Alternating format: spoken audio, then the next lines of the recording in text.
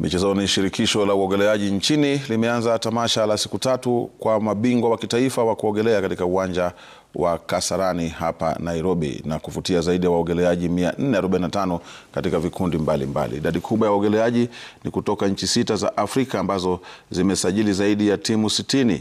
Wenyeji Kenya wameungana na Uganda, Tanzania, Zambia, Malawi na Madagascar. Shughuli hiyo ilianza kwa gwaride la mataifa ambayo vilabu vyote vilipanga waogeleaji wao kabla ya kupiga mbizi kwenye bwawa kwa mashindano.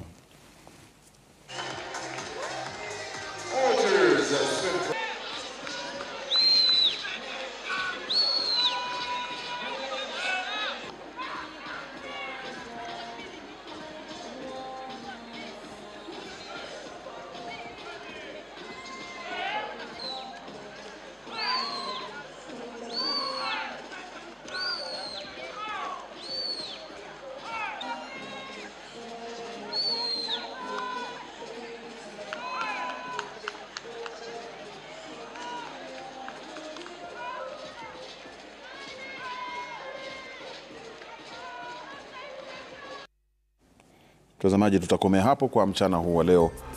Muda wote huo mlikuwa na mie wenu Swale na kutakia weekend njema. Kwaheri.